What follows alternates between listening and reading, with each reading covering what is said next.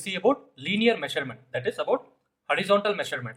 So distance is one of the fundamental measurement in surveying. Like it is very important in surveying because as you know, it also helps in finding the vertical elevation also. Like you measure the angle here, then you measure the distance here, which will help you give the elevation. Distance is one of the fundamental measurement in surveying. So this can be done by three methods. One is by chain or tape. So you have chain with like links in between them. Usually we have chain of like 30 meters. Then you have this normal measuring tape. And apart from that, we have two more things. One is known as tachyometer, which works on the principle of optics. So this is usually used when the ground is not suitable for surveying, like the ground is very uneven or something like that. So in those cases, we use tachyometer, and this is one of the modern methods of linear measurement, electromagnetic distance measurement. Here like pulses are sent from the instrument in forms of like waves, and you measure the time taken to hit the receiver and come back. And you know the speed of the wave also. With the help of that, you try to measure the distance. So in this video, we will concentrate on the basics of chain surveying, and also we'll see about electromagnetic distance measurement. So one of the basic principles of this chain surveying is that area is divided into various triangles. Suppose you want to survey an area, so you try to make different triangles here, and then you measure the relative points. So as we had seen earlier, working from pole to part also. So this basic triangle, first triangle which you draw, which you do it on the field, is known as primary triangle. So that is surveyed very precisely so that you don't carry on the errors to the secondary triangles which you draw on top of this primary triangles. So for minimum transfer of error, these triangles should be well proportioned. So well proportioned triangles means like the angle should be greater than 30 degree and less than 120 degree, the angles of this triangle. Because if the angle is like very obtuse in nature, like you have an obtuse angle like this which is greater than 90 degree, if you make a small error also, it will carry forward in large amounts when compared to angles which is in between 30 to 120 degree. So basically we are trying to make it into different triangles because that is the simplest closed geometric figure. So when you make a triangle here in the field, so when these ends do not meet, you obviously know you have done some mistake. So that is why it is preferred to have a closed figure. So the simplest closed figure is triangles. And again, there are different types of chain which is used, and tape are also different types. So metric chain is like, it is of 30 meter with 150 links. So each of this, what you see here, this is a metric chain. So each of this link you see here, it is called a link, each of this point. So like this, there will be 150 links in this, and you can measure like 30 meters in one chain. So one chain length of like metric chain is 30 meters. And apart from that, you have various other types of chains also. You have Gunter's chain which is 66 feet long. Then you have engineer's chain which is 100 foot long. Then you have revenue chain which is 33. Then in tapes also you have cloth and steel tape. And apart from that, you have invert tape. So this invert tape is nothing but an alloy of nickel and steel. So this has a very low coefficient of thermal expansion. Like it does not vary much with respect to temperature changes. So it is very accurate. So it has a very high degree of precision. So whenever you need very precise measurements, you go for invert tape than cloth or steel tape.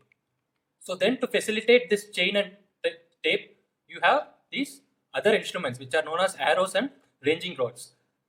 So these arrows are used to mark the end of a chain. Suppose you want to measure from A to B and it is like 100 meters and you have only a 30-meter chain. So you ask, the surveyor measures 30 meters, then marks an arrow here and again takes a chain and goes for another 30 meters. These arrows help in marking the end of each chain. And then you have this ranging rods. So as you can see from the picture, it has like red and white bands which can be seen from a distance also. And each band is like about 20 centimeter long, and this whole thing is about 2 to 3 meter. Suppose you are standing at A and you have this ranging rod at B, even if it is a very long distance, you will be able to see it. So when the distance is too long, or you have like, if the points A and B are not visible due to some intervening ground, you use this ranging rods. So in this also you have two types of ranging when you are running the survey lines, that is you are measuring from point A to B. So you have two types of ranging. One is direct ranging and another is indirect ranging. So this direct ranging is used when the end points are visible. Suppose you have points A and B and you want to locate an intermediate point in the line of AB itself. So what you do is you ask a surveyor to hold a ranging rod at A and B. Then at the intermediate point, you ask the surveyor to hold a ranging rod at point C. Then you check and see if all these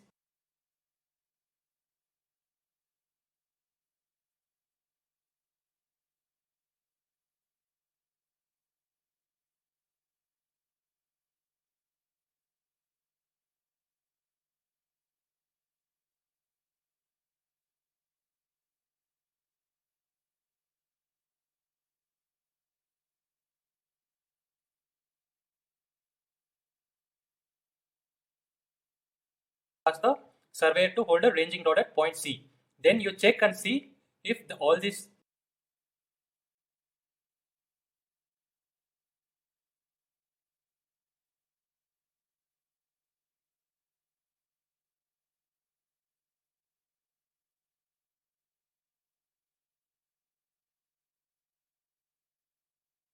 direct ranging and another is indirect ranging. So this direct ranging is used when the endpoints are visible.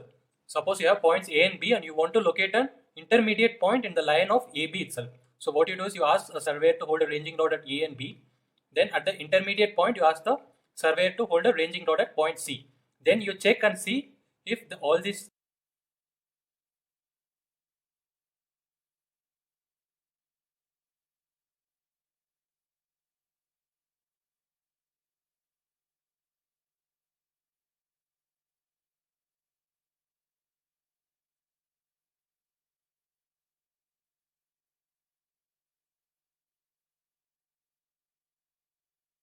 point C. Then you check and see if all these all these three are in a straight line. Then C is, if they are not in a straight line, you ask the surveyor at C to move accordingly so that all these fall in a straight line. Then you can locate these intermediate points by direct ranging. And this indirect ranging is used when the end points are not visible. Suppose you have points A and B which are not visible to each other. Then you choose 2 points A1, let us say, and you choose another point B1. Like from A1, A and B1 is visible, and from B1, A1 and B is visible. So what you do is you ask the surveyor at A1 to move in front so that this comes in a straight line from here if you see. And then you ask this surveyor to move in front so that it comes in a straight line. Then from here again he moves here so that this comes in a straight line. And this you do till you obtain these points M and N, let us say. And then you can measure the distances or you can locate the intermediate points easily. So this linear measurement on a smooth ground is very easy. Like we saw, we can use arrows and chains and mark the end of each chain with the arrow and then measure it. So for smooth grounds it is easy, but in case of sloping ground, what do we do? So here again there are two methods. One is direct or stepping method and other is indirect method. So suppose you have a sloping ground AB. So what you try to do is you measure this horizontal distance in small steps. So what you do is you drop a plumb bob or something from here and measure this horizontal distance, and then you take the sum of all these measurements. So you are ignoring this small slope difference and measuring. So this is known as stepping method. So there will be some error in measuring because you are ignoring the slope totally here. And then you have this indirect method. So this involves measuring the angle. So suppose somehow you can measure this angle theta. You measure this as length L. So this will be L cos theta. So suppose you measure the length to be L. This measurement is L and this is your sloping ground. So if you transfer this much L to here, like this will be of distance L. So this is your extra distance which is known as hypotenusal allowance. So we know that L equal to AB cos theta.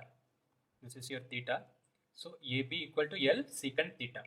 So this whole AB is L secant theta. So extra distance is L secant theta minus L, which is equal to L into secant theta minus 1. So this is known as hypotenusal allowance.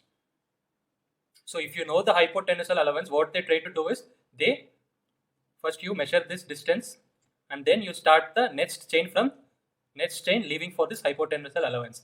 Then again you leave that and again start. So after the invent of this electromagnetic distance measurement, it revolutionized the surveying procedure. Like you started getting accurate measurements. Like without worrying for the terrain or if it is uneven ground, irrespective of that, we started getting accurate measurements. And whatever errors which we face in chain like sagging error or too much pull etc.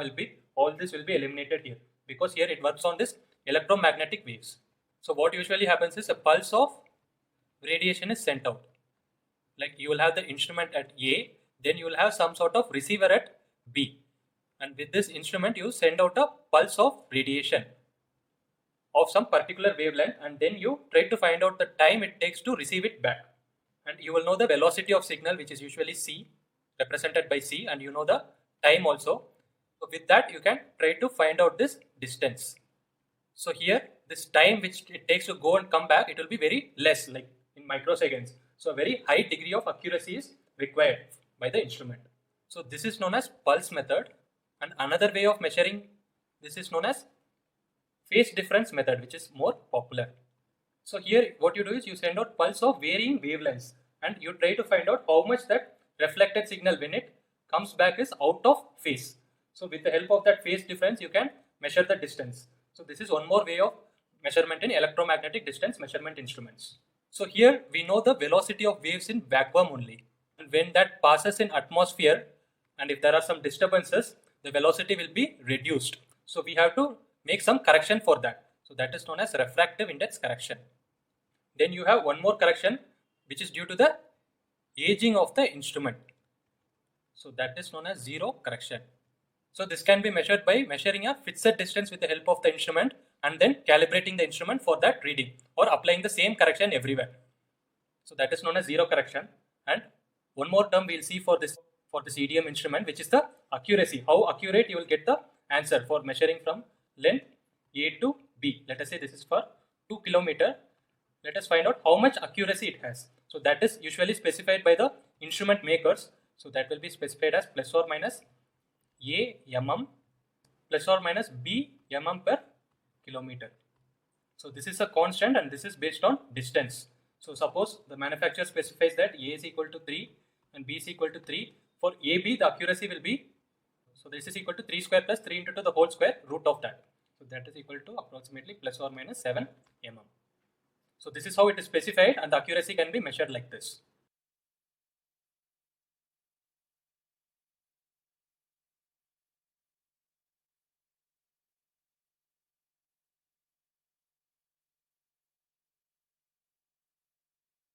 Now we will see about the errors and corrections in chaining. So we will have various sort of errors. So the most basic error is, suppose you are measuring with a length of chain of 30 meters, but the actual length is like 30.3 meters. And you have been doing a wrong measurement all the time. So that is one way. And another is like bad ranging or variation in temperature. Then we saw about sagging or pulling the chain or tape like too much. So for this, there has to be corrections applied. You need to know the actual measurement on the field. So let us see one by one. First, let us start with erroneous length of chain as we saw here. So a distance of 180 meter between points A and B was measured with the help of 30 meter chain. But on standardization, when they calibrated, they found out that the actual length of the chain is 30.3 meters. So what will be the true distance of the chain? So here they measured distance of 180 meters with a 30 meter chain. Obviously this distance is wrong because the actual chain length was 30.3 meters. So they have measured with a longer length of the chain. So because they measured with the longer length of the chain, the distance they measured would have been lesser. So the actual distance will be much higher. So you have to go for a positive correction.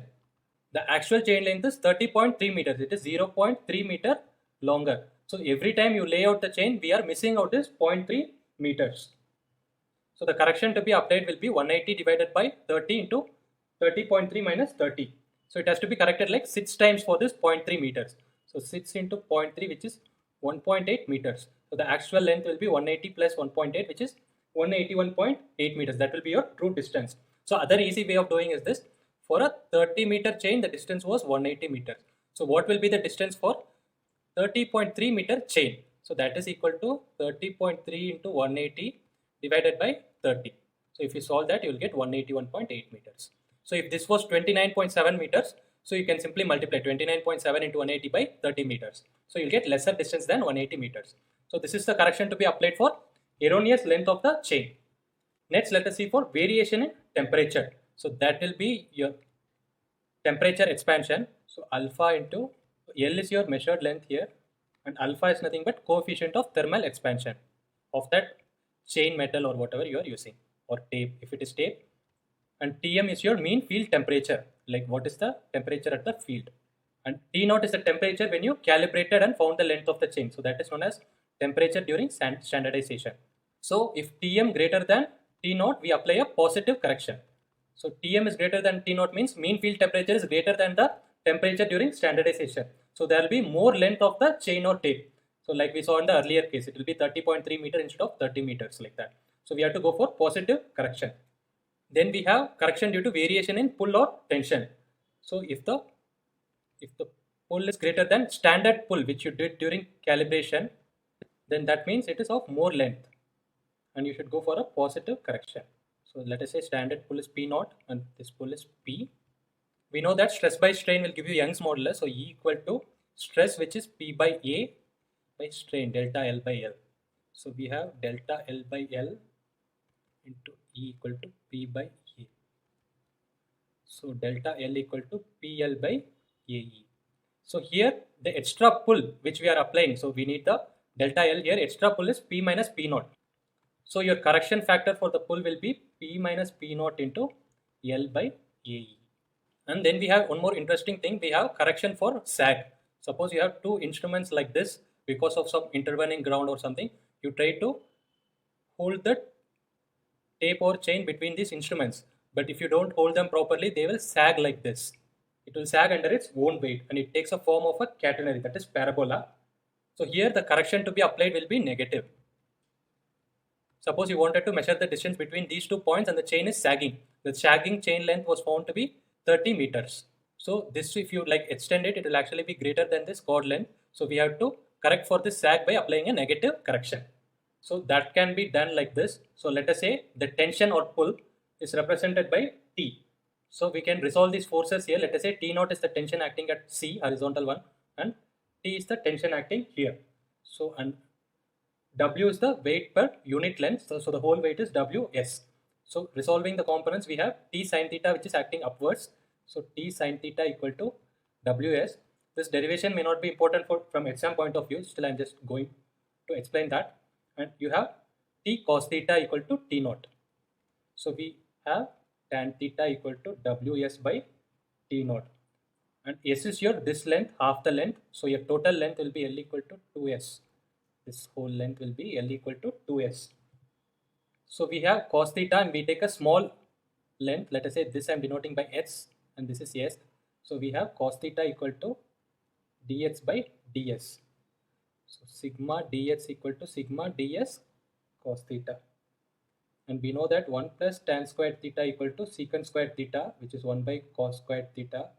So cos theta can be represented as root of 1 plus tan squared theta. And tan theta we know it is ws by t naught. So substituting those things here, we have cos theta as 1 plus w square s square by t naught square the whole power minus half. So expanding the terms and ignoring the higher order terms, mathematically we can write this as 1 minus w squared s square by 2 t naught square. So this integral dx is h itself. So h equal to 1 minus w square s square by 2 t naught square ds. So that is equal to s minus, integrating we have w squared s cube. This becomes s cube by 3. 3 into 2 is 6. 6 t naught square plus a constant c. So when s is 0, h also is 0. So this constant will become equal to 0. So the correction to be applied is s minus h. And there are two parts here. So the correction to be applied will be 2 into s minus h. So substituting that here, we will have 2 into w squared s cube by 6 t naught square, and this s is L by 2. And for small angles, we can write t cos theta equal to t itself. For small angles, this cos theta will be equal to 1. So we can write t equal to t naught itself here. T cos theta is t naught, so equal to t. So we have the final correction factor as Cs equal to w squared L cube by 24 t square. So we know W is weight per unit length. So W equal to W by L. If it is the total weight is W. So substituting that here, we have W squared L by 24 t square. Sometimes this t is represented as P also. So we have correction is L by 24 W by T the whole square. T is tension or pull. It can be represented by P also sometimes. So this is the correction for sag. Then we have correction for slope or bad ranging. Suppose you wanted to measure point A to B, and because of some bad ranging, you had this point had shifted somewhere here. Let us call that C. Shifted by, let us say, H. And here AB is less than AC. So the correction to be applied is, you measured this length, but actual distance needed is this. So AB is less than AC. So the correction to be applied is negative here. If suppose this is your measured length. So the correction to be applied is nothing but AC minus AB. That is L minus, so by Pythagoras theorem you know what is this. So L minus root of L squared minus H square. So we can expand this. First we'll rearrange and write this L minus L into 1 minus H square by L square the whole power 1 by 2. So expanding this mathematically and ignoring the higher orders we have. I am ignoring the higher order terms. So this will become H squared by 2L. So this is the correction to be applied. If you know this angle, it is nothing but L into 1 minus cos theta. So this you know it is L cos theta. So L minus L cos theta is L into 1 minus cos theta. Then you have correction for altitude or mean sea level. Sometimes if you are doing a national level survey, it is always expected to give in terms of with respect to the mean sea level. So because of that curvature of that earth, we will have this correction when we measure it with respect to the mean sea level. So at mean sea level it is L dash, but what you measured is L at an altitude of h above mean sea level. So you measured a longer length. So the correction to be applied is negative if you have a higher elevation above mean sea level. So by law of similar triangles, we have L dash equal to, so R is the radius of earth, R by R plus H, which is this one, into L, measured length L. So the correction to be applied is nothing but L minus L dash. So we have L into 1 minus R by R plus H. So if we're solving this, we have LH by R plus H. So this radius of earth is like 6,370 kilometers. And if it is above, it is like at height h above mean sea level, it will be very less when compared to the 6,370. So this R plus H can be written as R itself. So the correction to be applied is LH by R.